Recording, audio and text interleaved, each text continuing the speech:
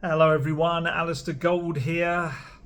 I'm in Cairns. Cairns. I've had a day seeing koalas, crocs, kangaroos, everything really. Couldn't be more Australian of a day, really. Mrs. Gold has just popped into the pool for a late afternoon, early evening swim, so I had just that little bit of time to just have a quick Tottenham talk. I thought, why not? Why not? If I can squeeze in a chat about all things Spurs, I would. Purely because I did as I said before, doing what the fans across the world have to do when it comes to watching their team, which is get up at silly o'clock. I say last night, early this morning, I had set the alarm for 2:30. That was the kickoff time, 2:30 a.m. And then the match finished at about 4:30 a.m. Tried to get back to sleep, get a couple of hours before getting up for the day ahead. And yeah, I don't know how fans do it across the world. It's very impressive. It really is, because it's again, your whole day. I mean, as it can back at home in the UK for those UK viewers, but your whole day can be dictated by what Tottenham Hotspur do, which is a dangerous game to play.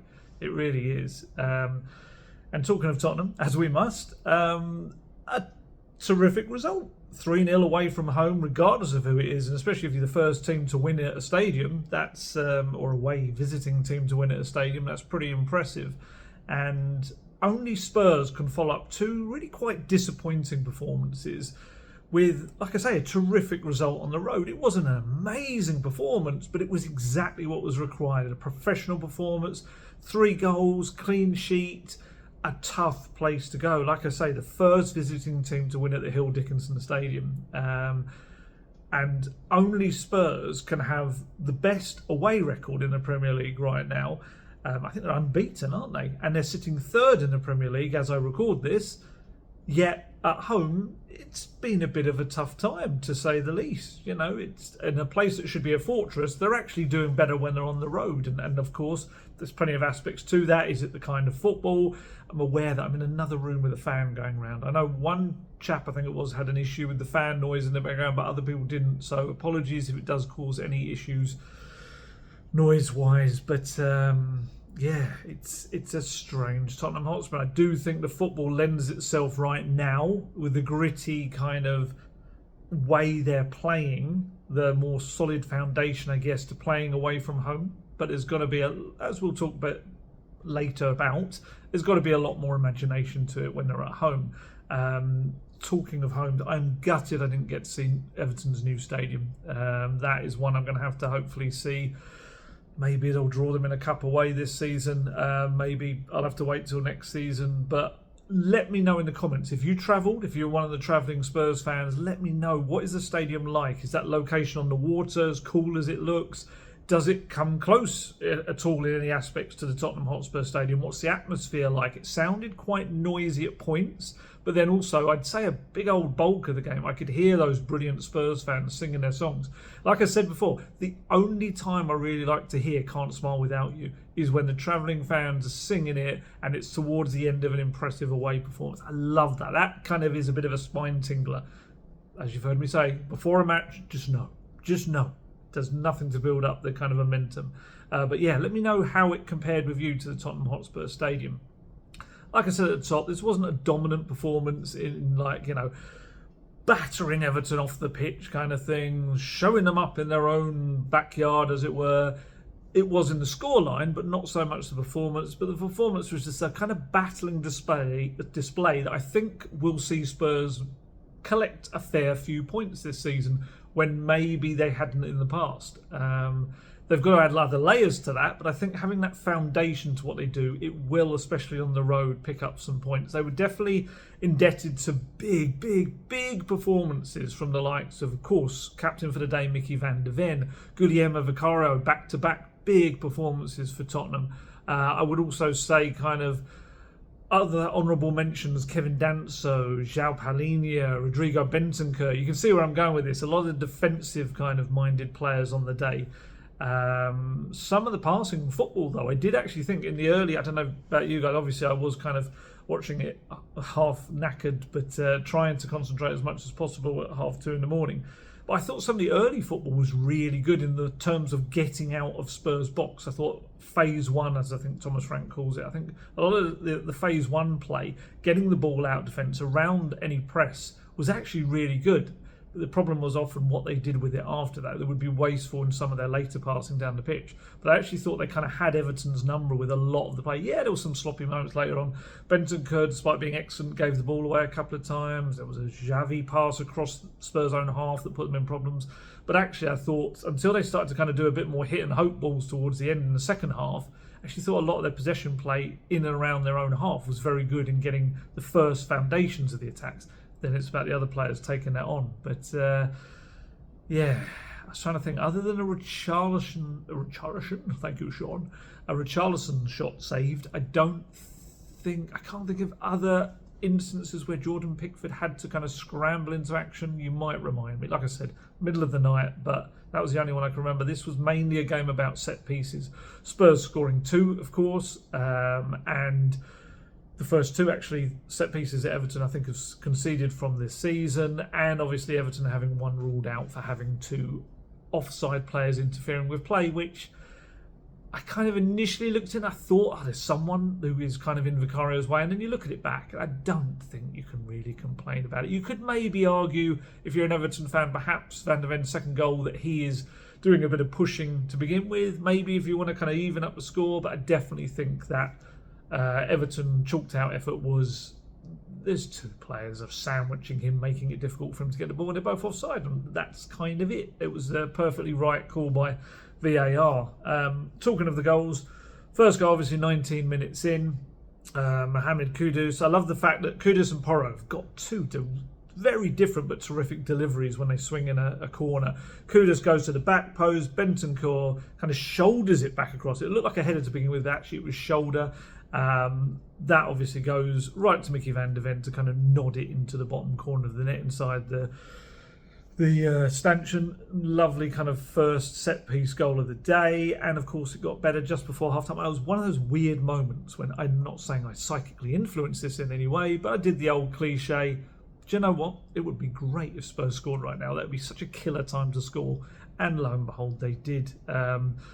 Pedro Porro's curling corner, this time straight into Van der Ven to kind of get there ahead of Pickford and slam it home. And it means since the start of last season, only Arsenal, sorry to mention their name, have scored more Premier League goals from corners than Tottenham with 15. That was the thing, they had started to improve their set pieces, certainly attacking wise last season, but I think defensively is where the main improvements have come this season as well.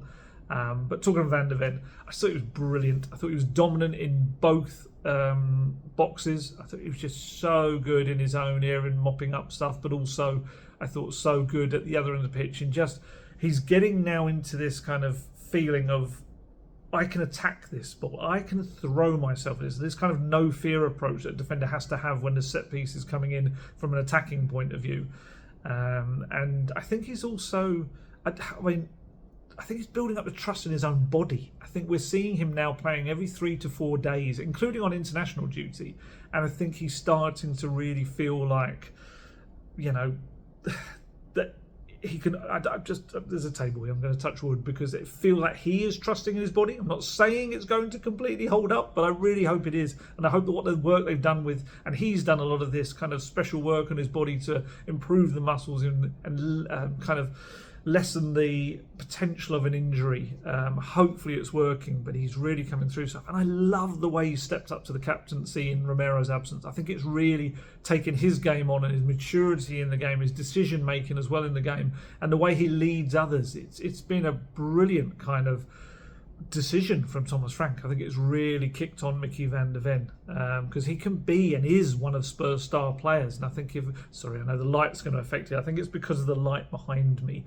As it's getting a bit darker here in Australia, I think it's going to affect the light inside. So apologies if some, I forgot about the 2 chairs on the balcony outside, which looks like I'm expecting guests. I'm not.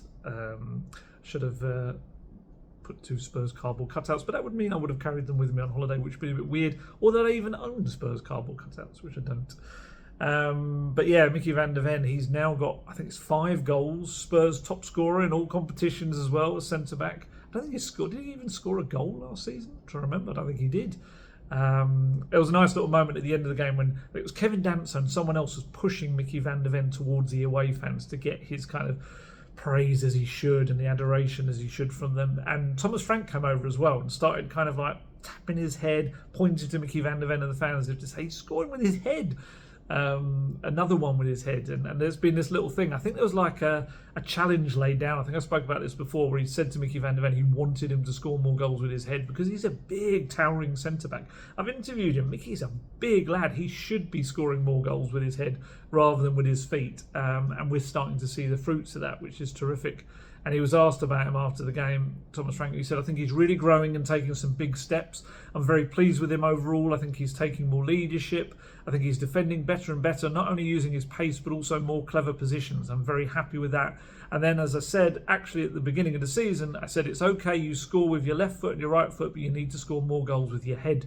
You're a centre-back. And then we've worked with it, and there's a big praise to Micky, but especially to Andreas Georgian, the set-piece coach, and the way he, how can you say, attacks the ball. Also, get in there where it hurts, I think, is key. Now, yeah, hopefully it will continue. Vicario behind him, excellent again. He obviously was terrific against Monaco, but this time, the reaction, say, from Beto's overhead kick, the more you watch it, the more, even slowed down, you realise how quickly he has to react. And then he made another terrific save, Iliman Ndai's deflected shot, which again was reacting very quickly. And I actually thought he was good with his footwork. I saw some social media kind of criticism. I thought he did quite well with his kicking, his short kicking, his long kicking. Obviously, a goalkeeper is always going to send some passes to the opposition. That is the nature of taking kind of longer kicks, although you notice Micky van der Ven was taking a lot of them, drawing the press in, playing it to Vicario. They're kind of, I think he's been doing okay. I think naturally if you put a goalkeeper in a position where he's being constantly pressed, there are going to be mistakes, as there are with any defender that has to do that. I just think Vicario gets a bit of a bum rap with that. Yes, I do think Anton Kinski is probably better with his feet, but still I do think Vicario just has this thing, if he misplaces a pass, which every keeper and defender does, it's Vicario's rubbish with his feet. But I actually think if you watch him over the course of the game, he's really a lot better than people give him credit for in that. But overall, I just thought it was a really good performance.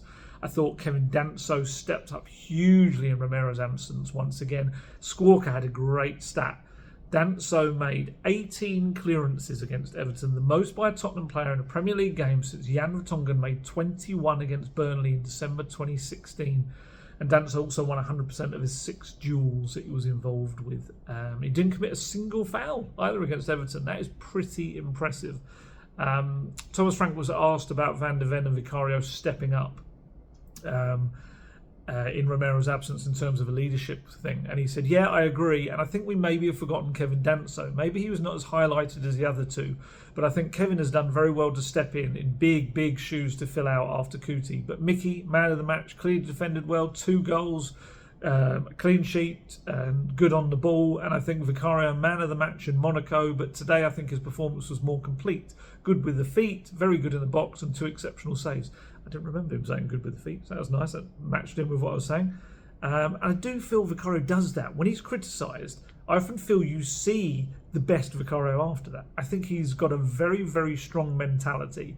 And when things go against him and he's getting a bit of flack, he actually comes back with his best moments in a Tottenham shirt. And I feel like we've seen that again in the last couple of games. And hopefully it continues and he can kind of thrive in these moments. And obviously the midfield duo, because it was a 4-2-3-1. Paulinho and Bentancur, there's obviously been a lot of talk about them not being able to play together. I think it's more, these are the kind of games when you play them together. If you're playing away, you want that tough, gritty, strong midfield pairing. And I thought they were both really, really good. They kind of bossed the midfield. Paulinho made a number of key tackles, blocks, interceptions. He settled in very, very well into the squad. A lot of the players really respect him. I mean, he's an elder statesman in the group. You know, what is he, 30 years old? I think a lot of them look to him. He's very good with his decision making, quick on the ball with his passing, his decisions with the ball, but also very quick in knowing when to make a challenge. And yeah, he's settled in really, really well. This is probably up there actually with one of his best performances thus far. And I still think it has to be the easiest decision to make him a permanent Spurs player. It really does. And Bentancur I thought was very good in this game. Like I said, I think there was one loose pass I remember, but actually overall, I thought obviously teed up the opening goal, knocked it across, got an assist for that. He had a very good shot that he had to take very quickly that just flashed wide early on as well. Little bit lucky maybe not to get booked for chopping down Jack Grealish early on, but just this energy, his technical quality on the ball, calm head, I thought he was very, very good. And Thomas Frank was asked about the two of them playing together, and obviously he'd probably been waiting, well he had been, I know the quotes for this one, he'd been waiting to talk about it because of the criticism of pairing them in home games, which I still don't think is always necessary. He said, thanks for that question, I was looking forward to it. If you didn't mention that, I probably would have said something. In these types of games, it's clear what they bring to the team. I think it's very clear. I think both of them today were excellent. I think they were very good on the ball. I think they were excellent defensively. Landed on the second ball when they needed to, and I think we controlled the game more. I think the bounce passes and the bits and pieces to build up and control the game were very good. So in a time when we are building and going to the next level, I think they are extremely important. Obviously there's a third goal as well, which came later on in the game, which was a lovely little kind of little cherry on top of the cake. Pedro Porro, another great delivery, clever cushioned header from Richarlison who'd come off the bench to his good friend Pat Matasar to nod past a diving Pickford. Obviously, a lot of people have noticed no real celebration or real happiness of any kind from Pat Matasar, which presumably comes from the fact he's just finding it tough right now to get into this team after really impressing Thomas Frank in pre-season and early in the season and just playing really well. He's finding at the moment it's very difficult to get into this squad despite the amount of matches, and maybe this was a little bit of a kind of an overhang from that, and the fact that it's very rare to see Pat Matasar not beam that big old trademark grin of his if he's scored a goal or done something that's resulted in a goal. I think he kind of started to just smile a little bit when his teammates started grabbing him and pulling him and hugging him and all that kind of stuff. But yeah, I'm a big fan of Pat Matasar, so I hope that he starts to get more chances in the team. He's got that terrific ability to break into the box like he did, and I want to see him do that more often because there's definitely a goal-scoring midfielder in there. We've seen him doing some big games, and the run he made for this was completely unfollowed. It went under the radar. It was a terrific run and header. But yeah, hopefully we see the smile back on his face after that. Just briefly touched on the 4-2-3-1, the formation, which was a bit different because it had Mohamed Kudus more central and it had Brennan Johnson on the right and Xavi Simons on the left. And I think Brennan Johnson, of course, attacking wise, didn't make too much of an impact other than kind of running on and pinging in some crosses when he could. But I actually think what's probably gone unnoticed, or probably will do with Brennan Johnson, was actually the amount of work he did in helping Porro doubling up on Jack Grealish. I think Jack Grealish had a lot less influence on the game than he probably has in the previous ones. Had some little moments, Grealish, but not enough really. And I think a lot of that became because of the discipline Brennan Johnson showed in doubling up with Porro. And look, you could argue, is that all you want from a right-sided player? Do you want him to also be impacting further up the pitch? Of course, that may well be the case. But I also think sometimes it can be overlooked, the defensive work players like that can do. And I think you can quite rightly say he should have done more going forward, but I also think in the same breath you have to credit him for the work he did in coming back and help doubling up and making Porro's day a little less difficult than it should have been. Just trying to work if I'd said that right. Kudus, I thought he was decent through the middle. I think he's just a threat. You could play him in goal and he'd probably be a threat at the other end of the pitch somehow, but I still prefer him on the right. I think he just can create more opportunities there, but he still is a huge threat through the middle, which kind of shows just how good a player he is. Xavi, there's another one of those games where he had some loose moments, like I said about the pass that went across the Spurs half, which really wasn't good. I just think we're still in that stage where it's all about him settling and adapting and getting used to the pace and physicality of the Premier League. And I think we're seeing more and more little moments in games where he looks like he's getting the hang of it. Little moments where he's turning away from strong tackles. There was one moment yesterday I thought actually we were going to end up losing for a while because he went down. He really looked like he was holding his knee, like it was an awkward fall, but actually didn't really kind of work out that way. He, as in a good way, that he kept going physically, looked strong, kept kind of going on. not the greatest performance from him, but he will get better. He will, as he continues to adapt. And actually, he was asked, Thomas Frank, about him. He said, I think he found some good positions. Maybe the final top actions are still missing, but I still think there were good actions. He just needs to keep going, keep building, keep working on it. The other attacker, Randall Colomwani, I thought there was a lot of good link-up play. I'm really liking what I'm starting to see from him. There's little bits in his play. It's very quick and clever and cute in the way he passes the ball quickly off to players and plays little flicks. There was one actually, wasn't there, to Xavi in the box, which he probably should have done and just reacted a little bit quicker to. And Thomas Frank was asked about Colomwani, and he said, I think it was pleasing to see his first 60 minutes. He's still building his physicality and sharpness. I'm pleased with what I saw, but it's in the first step, so there's more to come. I think in times, I like some of the movement, the interaction with the front four, but that's an ongoing project or process. I think it was good, and I think it pushes on Richarlison to have a competition like that. Richarlison comes on and gets an assist. I think it's just a natural element of having someone that could feasibly take your place in the next game. What else he spoke about? He spoke about set pieces and the fact that Porro keeps kind of trying to get the ball into that really dangerous area at the near post close to the goal. And he said, I think we have a plan to play close to the goal, but it's sometimes difficult to hit it that precise all the time. But as long as it's in a very good area close to goal, then there's more opportunity to potentially score. He was asked about defending set pieces and the improvements made there. He said, I agree that today, of course, we scored 2 goals from set pieces, but it's equally important that we can keep the ball out of the net. And the team did very well. And I think Andreas and Sean, our set piece managers, have done a top job with the team throughout from when we started to now. But also we know that when there's a structure, that there's also the physicality, and then you need the desire. And he was asked, how far can this team go? And he said, I think we're in the beginning of building something. I'm very happy with a lot of things. As I said, the defensive side of it, mentality, set pieces. But I think there's a bit we need to work on, especially offensively, to be more free-floating still. I still love that he calls it free-floating. And for me, it's a long season ahead. I'm very happy going away from home after 2 away games in the Champions League. That's a big part of it. But to continue performing day in, day out is a challenge which we embrace and want to do. Like I said, away performance is great. This is the way it needs to be. But in terms of at home, they're going to have to play with more imagination, and I think that will come as the attacking players gel, the likes of Xavi as well, gets to kind of grips with the team that he's playing with, but also when you see players like Solanke come back, Kulusevski come back, I think the balance of Destiny Udogie is so important as well. I think they miss him a lot in terms of when they're going forward as well. What else have we had happen since I did the last video? The Monaco game. I'm not going to go into the Monaco game, really. It's not worth it. We all saw it. We know what it was like. I had to get up, I think it was 5 a.m. to watch that one here. It was very barely worth it to watch Spurs get battered in every department apart from the scoreline somehow. And again, Vicario being excellent and absolutely getting Spurs a point they didn't deserve in any way, shape or form. We did get a good look at Magnez Akliouche, and he is some player. If Spurs can somehow, they've got interest in him. If they could do something in getting him in the future, I think it would be absolutely brilliant. That's exactly the kind of player they kind of need right now, with the imagination to try things. Other than that, not a game that will live long in the memory.